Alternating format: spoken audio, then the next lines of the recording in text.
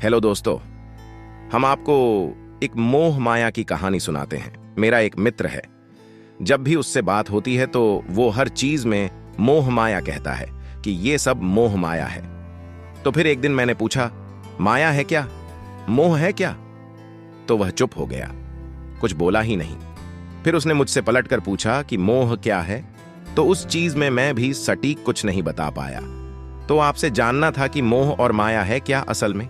आचार्य प्रशांत। मोह माने जादू, मोह माने जैसे किसी ने आपकी चेतना, आपकी बुद्धि पर पर्दा डाल दिया हो, उसको मोह कहते हैं। और माया चूंकि पारंपरिक रूप से बाहरी चीजों को बोला गया है, तो इसलिए जब बाहर सब धुंधला दिखाई देने लगता है तो उसको कहते हैं माया।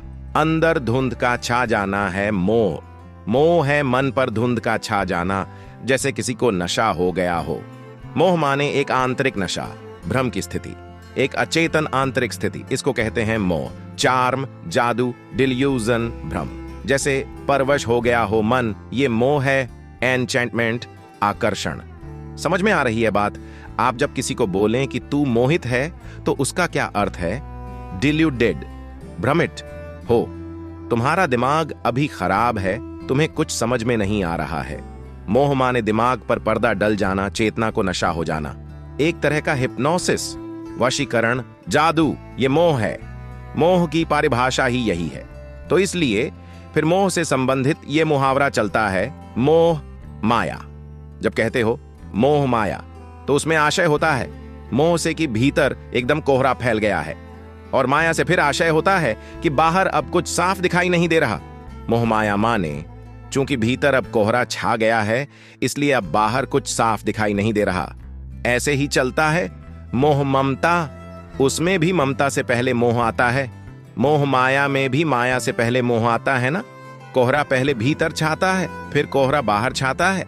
माने कि अगर कोई कहे कि मुझे दुनिया की कोई चीज समझ में नहीं आ रही है, या मेरे साथ क्या घटनाएं घट रही हैं मुझे समझ में नहीं आ रहा, या लोग मुझे बेवकूफ बना जाते हैं, मैं समझ नहीं पाता कौन मेरा दोस्त है कौन दुश्मन है, तो इसका क्या मतलब है कि सबसे पहले वो बेवकूफ कहां बना बैठा है? अपने भीतर। चूंकि तुम अपने भीतर मूर्ख बने बैठे हो पहले से, इसीलिए दुनिया वाले तुम्हें बार बार आकर मूर्ख बना जाते हैं। कोई बोले कि बाहर के सब लोगों से मेरी लगातार लड़ाई ही चलती रहती है, तो इससे क्या पता चलता है कि वो अपने भीतर किसी संघर्ष में उलझा हुआ है। मोह पहले, फिर वैसे ही मोह पहले, फिर ममता। तो मोह माया बोलेंगे, मोह ममता बोलेंगे। माने शुरुआती गड़बड़ क्या है? मोह। मोह पहली गड़बड़ है। चार्मड, सम्मोहित हो जाना, किसी चीज का जादू चल गया आप पर, ये मोह है। आपका मन आपका नहीं रहा, ये मोह है। बुद्धि और विवेक अब कुछ भी साफ साफ देख ही नहीं पा रहे, इसको कहते हैं मोहित या भ्रमित होने की स्थिति। मोह माने भ्रम, अब कुछ पता नहीं चल रहा, तो मोह पहले आता है। अब मोह के साथ फिर ममता क्यों जुड़ती है? क्योंकि ममता का मतलब है किसी बाहरी चीज को अपना मान लेना, कह देना।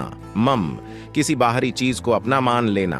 तो जब मोह ममता कहां गया, तो उसमें सीख, संदेश आपको यह दिया गया है कि जब तुम्हारा दिमाग खराब हो जाता है ना, माने मोह, सिर्फ तभी तुम में ममता आ सकती है।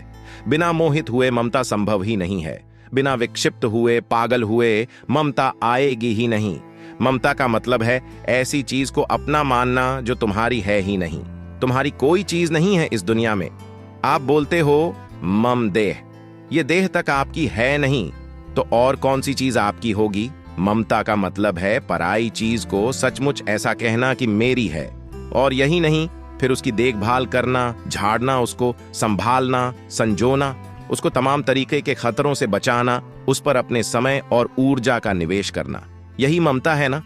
एक बार आप मान लो कि ये रूमाल को दिखाते हुए आपका है। अब आप क्या करते हो इसके लिए? आप सब कुछ करते हो इसके लिए।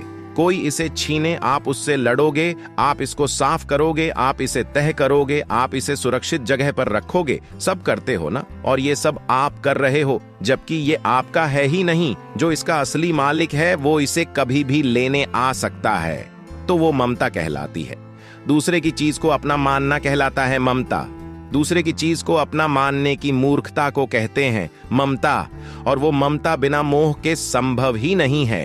जैसे बाहर की माया संभव नहीं है बिना मोह के, उसी तरीके से ममता संभव नहीं है बिना मोह के। ठीक है ना?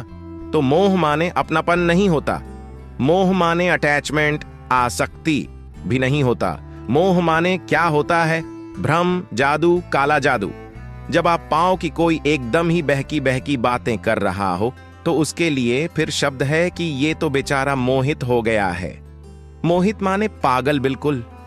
जिसका दिमाग एकदम ही सरका हुआ हो उसको बोलते हैं मोहित। ये अलग बात है कि वर्मा जी के बेटे का नाम मोहित और बेटी का नाम ममता है। ये तो बड़े प्रचलित नाम है ना, इसको हम क्या बोलते हैं? देखिए, संस्कारी हैं वर्मा जी, बच्चों के विशुद्ध भारतीय नाम रखे हैं मोहित और ममता, और उनके बगल में शर्मा जी रहते हैं। उन्होंने अपनी बच्चियों के नाम रखे हैं आशा और तृष्णा। माया भी रखते हैं, आचार्य। हाँ, माया भी रखते हैं। नहीं, माया तो वर्मा जी की पत्नी का नाम है। श्रोतागण हंसते हैं। वर्मा जी का अपना नाम है मायापति। तो कोई मोहित हो रहा हो, यह बहुत बड़े खतरे की घंटी है। मोह का मतलब है कि अब वो तगड़ी हिंसा करेगा। जिसको मोहित जानिए, समझ जाइए कि अब वो जबरदस्त हिंसा करने जा रहा है। जो आदमी पागल हो जाता है फिर क्या करता है? टूट फूट, उपद्रव, तोड़ फोड़। श्री कृष्ण को तब मोहन क्यों बोलते हैं? साधारण मोह को वो काट देते हैं। मोह का मतलब है कि कोई आपके ऊपर जादू कर गया। श्री कृष्ण माने वो जिनका जादू सब जादुओं की काट है, इसलिए उनको मोहन बोलते हैं। मोहन द चार्मर, एक जादूगर। दुनिया छोटे मोटे तरीकों से आपको चार्म, मोहित करती है, माने आप पर जादू करती है। और श्री कृष्ण आप बहुत बड़ा वाला जादू करते हैं, जिससे जितने भी सांसारिक जादू होते हैं वो कट जाते हैं। तो इसलिए